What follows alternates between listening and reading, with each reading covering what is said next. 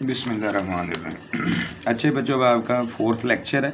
अच्छा, 3rd lecture में 1-2 graph रहते थे, ये मैं आपको फिर अभी बताता हूँ, ये 4th कंप्लीट करने के बाद। अच्छा, ये बच्चों आप लोगों के लिए वेबसाइट भी है और ये एकेडमी है, ये दोनों नंबर्स हैं, इस पर आप रब्ता कर सकते हैं। और ये सारे फीचर्स हैं वेबसाइट के अंदर, हर वो चीज़ जो कोई बच्चे को चाहिए वो इसके अंदर मौजूद है। ये आपको उसने कंटिन्यूस डाटा दिया है, वो ये कहता है इसकी क्लास बाउंड्रीज बनाएं आप, ठीक है। इसका तरीका ये होता है कि आप इसमें सबसे बड़ी वैल्यू ढूंढते हैं जो कि ये है जिस तरह, और सबसे छोटी वैल्यू जो कि ये, ठीक है। जब आपने ये वैल्यूज़ ढूंढ ली, ये सबसे बड़ी वैल्यू, ये सबसे छोटी, तो इनका डिफरेंस लेना होता है, उसे कहते हैं रेंज। ये आ गया।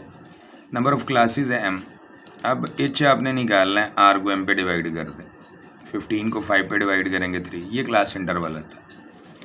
अब ये सबसे छोटी वैल्यू 30.1, इससे पीछे एक पॉइंट हम जो है ना करके तो ये आगाज़ करते हैं पहली क्लास जो है ना आपकी, उसकी लोअर बाउंड्री का। ये इससे भी कर सकते हैं आप, ठीक है। तो या इससे पीछे 0.1 कर लें, कंटिन्यूस है। जब ये लिख लिया आपने तो ये इंटरवल 3 ऐड करना है, क्योंकि क्लासें तो आपने 5 बनानी, इसमें 3 ऐड करते जाएंगे, जहाँ पर आपकी 5 क्लासें पूरी मान स्टॉप कर देना, ठीक है। 3 ऐड करके यहाँ तक। अब इसमें एक 0.1 जो है वो माइनस करना है और वो नंबर इधर लिखना है। मतलब ये 33.0 इसमें माइनस करेंगे ना 0.1, तो ये आएगा 32.9, वो हम इधर लिख लेंगे। उसके बाद यही 3 इसमें ऐड करते चले जाना, ठीक है।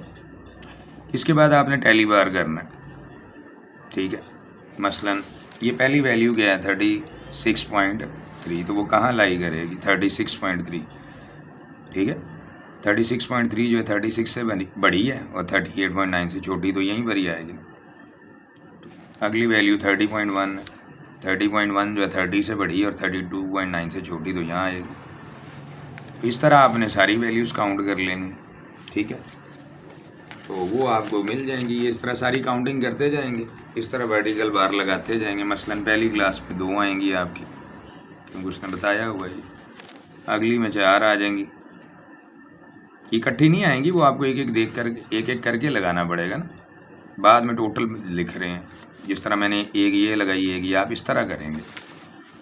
अगले में 14 है, तो इसका मतलब क्या है। अच्छा, जब 4 के बाद 5वीं आएगी ना, तो उसको यूँ लगाते हैं ताकि बाद में काउंटिंग में आसानी रहे कि ये पूरा पैक जो है वो है 5 वैल्यूज़। इसी तरह ये 4 के बाद ये 5 लगा दें, उसके बाद 1 2 3 4, ठीक है। क्योंकि मैंने तो अब देख लिया ना ये इधर है, तो इसलिए, वरना आपको तो एक एक करके लगाना। जिस तरह मैंने पहली वैल्यू 36.1 इधर लगाई, फिर 30.1 इधर लगाई, इस तरह एक एक करके करेंगे, फिर जाके ये होना। अगली 8 वैल्यूज़ हैं 1 2 3 4, ये 5 है 1 2 3। उसके बाद अगली वैल्यू 2 है। तो टोटल ये होगा जितनी वैल्यूज़ आपको दी हैं, जिसको समेशन एफ कहते हैं, ठीक है। इसको क्लास लिमिट्स भी कहते हैं, जब ये यानी जहाँ पर एक क्लास ख़त्म हो उससे अगली वैल्यू से स्टार्ट हो, इसको कहते हैं एक्सक्लूसिव क्लास बाउंड्रीज का नाम भी देते हैं, यहाँ क्लास लिमिट्स खाली कहते हैं, ठीक है। उसके बाद इसको क्लास बाउंड्रीज़ में आप तब्दील कर सकते हैं खुद से। मसलन आपने इसको क्लास बाउंड्रीज़ में अगर चेंज करना है, उसका तरीका ये होता है कि ये जो बड़ी वैल्यू, इसमें से ये छोटी वैल्यू माइनस कर लें, कोई एक कर लें, ये कर लें या ये कहीं भी। तो इसमें से जब माइनस करेंगे 33.0 में से माइनस करेंगे 32.9, तो कितना आएगा 0.1 आ जाएगा।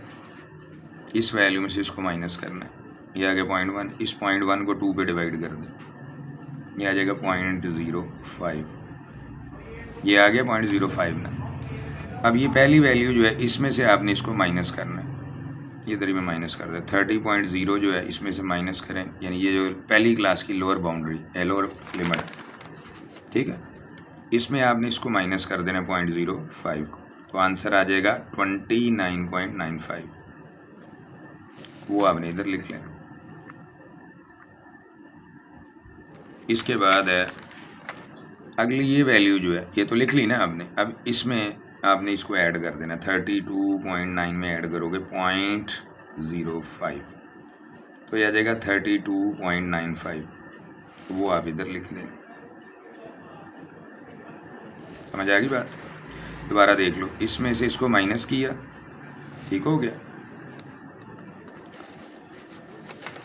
इस वैल्यू में से इसको माइनस किया, आंसर आया 0.1।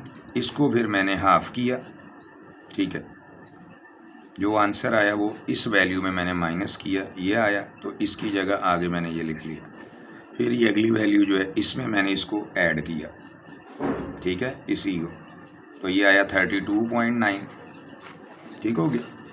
इसके अंदर मैंने क्या किया, इसको ऐड किया, ये आया 32.95, ठीक है, तो वो मैंने इसकी जगह क्या किया, आगे यहाँ लिख लिया। अब समझ आ गई यहाँ तक बात, ठीक है। तो अब आपने क्या करना है कि बाकी ये जो इंटरवल 3 है, जिस तरह इसमें 3 ऐड करते गए थे और इसमें 3 ऐड करते, इसी तरह इसमें भी ऐड करते जाना 3, और इसमें भी करेंगे, जो वैल्यूज़ आएंगे लिखते जाएंगे। मसलन यहाँ 3 ऐड करोगे तो ये आ जाएगा, इसमें करेंगे तो ये आ जाएगा, इसमें करेंगे तो ये आएगा 38.95 है, इसमें ऐड करेंगे तो 41.95 है, ठीक है। इसी तरह इसमें ऐड करेंगे तो ये आ जाएगा।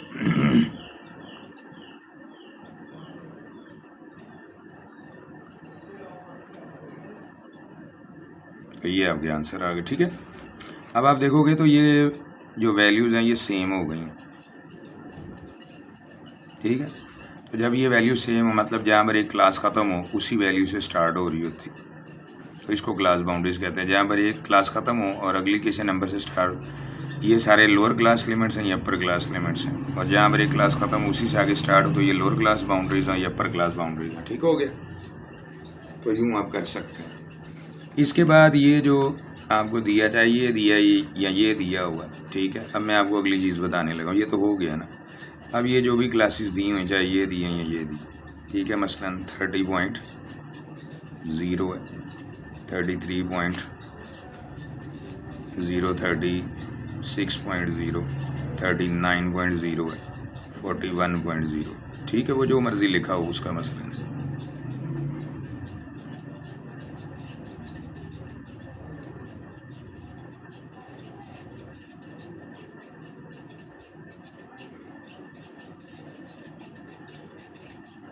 ये एफ लिखा हुआ अब 2, 4, 14 है, 8 है, 2 और 30। तो अब आपने इससे सी एफ बनाना होता है, इसे कहते हैं क्यूमुलेटिव फ्रीक्वेंसी। उसका तरीका क्या होता है, पहली वैल्यू को आप एज इट लिखते हैं, फिर इसको इसमें जमा करते हैं, फिर इसको इसमें जमा करते हैं।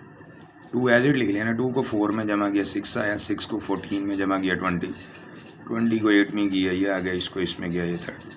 ये लास्ट वैल्यू और ये सेम होती है। इसके बाद आता है रिलेटिव फ्रीक्वेंसी। रिलेटिव फ्रीक्वेंसी क्या होती है कि हर फ्रीक्वेंसी को टोटल पे डिवाइड करें, ठीक है, यानी 2/30, फिर आएगा 4/30,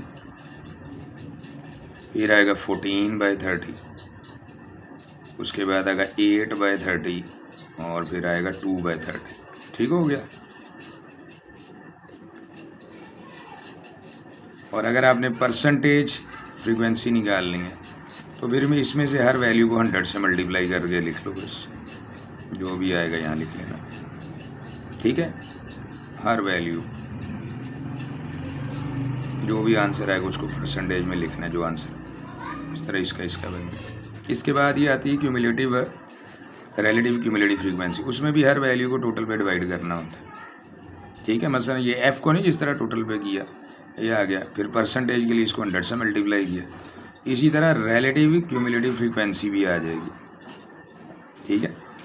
रिलेटिव क्यूमुलेटिव फ्रीक्वेंसी में भी क्या करेंगे, हर वैल्यू को टोटल पे डिवाइड करना। मसलन 2/30, 2/30, जो इसका आखिरी वैल्यू बाई चांस ही 30 आ रही, वरना 2/30, फिर 6/30, फिर 14/30, फिर 8/30 और उसके बाद 30/30 होता है।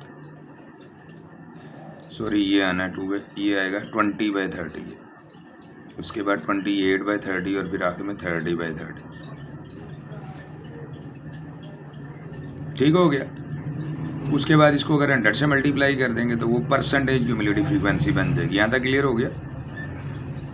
फ्रीक्वेंसी से क्यूमुलेटिव फ्रीक्वेंसी कैसे आती है, फिर फ्रीक्वेंसी से रिलेटिव फ्रीक्वेंसी कैसे आती, फिर परसेंटेज कैसे आती है, फिर रिलेटिव क्यूमुलेटिव फ्रीक्वेंसी कैसे आ गई, फिर परसेंटेज क्यूमुलेटिव फ्रीक्वेंसी के लिए इसको हर एक को 100 से मल्टीप्लाई करें, जिस तरह इसको किया था, ठीक हो गया। इसके बाद कुछ ग्राफ हैं, वो मैं आपको बता देता हूँ। पेपर में ड्रा करना तो नहीं इस तरह वो पूछता, लेकिन वो आपको आने चाहिए, यानी उसकी नो हाउ होनी चाहिए। ठीक है,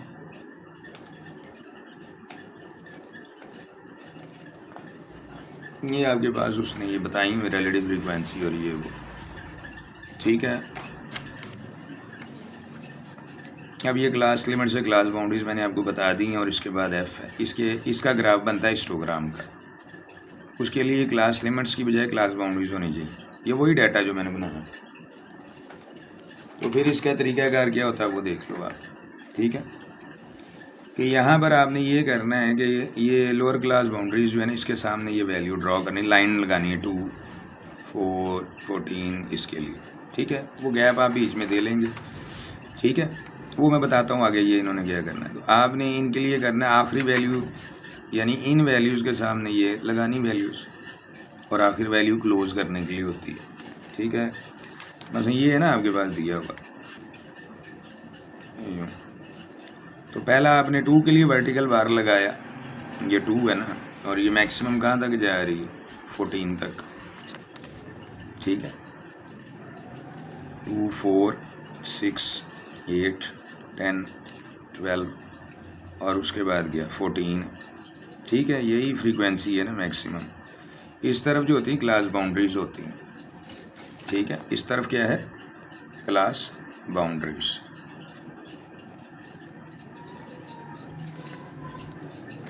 तो यहाँ पर आपके पास जो है ना क्लास बाउंड्रीज है। तो आपने क्या करना है, यहाँ पर इसके मुकाबले में 2 है फ्रीक्वेंसी, तो ये मैंने 2 फ्रीक्वेंसी तक के लिए एक हाइट लगाई, नीचे गया 29.95। अगली क्या वैल्यू है, 32.95 के सामने 4 है, तो आपने ये 4 के ऊपर लगा देना ये बाहर। ठीक है, उसके बाद अगली वैल्यू 35.9 है, उसके आगे 14 लगाना है। ठीक है, तो यहाँ से आगे आप 14 तक लगा लें ये। ठीक है, ये 14 तक आ गया। इसके बाद अगली जो है 38.9 है, उसके लिए 8 आएगी। ठीक है, समझे, ये 38.95 है, तो उसके लिए ये 8 आ गया।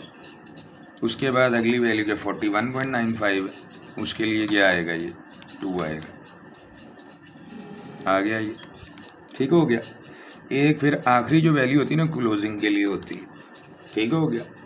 अब करना क्या, इसको क्लोज करना होता है, यूँ बंद करो, यूँ। ठीक है, सबके लिए पहले इसको इस तरफ करना होता है, मसलन यहाँ तक ये है ना, यहाँ तक जुड़ाइए, इसी तरह ये इसके सामने, इसी तरह ये आखिर तक हमने ले जानी। समझ आ गई बात। यूँ बंद कर रहे हैं, बेसिकली हम इस तरफ इसकी विड्थ बना रहे हैं। उसके बाद इसको क्लोज करना होता है, मसलन इसको इससे क्लोज करेंगे, इसको इससे क्लोज करेंगे, इसको ये आखिरी वैल्यू से क्लोज करेंगे। ये जो आखिरी वैल्यू हम लेते हैं ना, ये क्लोज करने के लिए लेते हैं, इसके अगेंस्ट फ्रीक्वेंसी कोई नहीं होती। तो ये आखिरी वैल्यू क्या थी आपकी, 44.95। ठीक है, इसी तरह ये बीच की वैल्यूज़ लिख लें आप। ठीक है, जिस तरह उसने लिखी हुई है ये, तो यूँ ये हिस्टोग्राम बनता है। इसके बाद ये फ्रीक्वेंसी पॉलीगन आता है, उसमें आपने ये जो क्लास बाउंड्रीज होती हैं ना, इनकी बजाय क्या लेते हैं, मिड पॉइंट लेते हैं। मिड पॉइंट कैसे आता है, इन दोनों को जमा करें और 2 पे डिवाइड कर दें। जिस तरह ये दोनों वैल्यूज़ हैं ना, इन दोनों को जमा करें, 2 पे डिवाइड करें, तो ये है ना 30, ये है आपके पास, जिस तरह 29.95 इसमें ऐड कर लो, 32.95,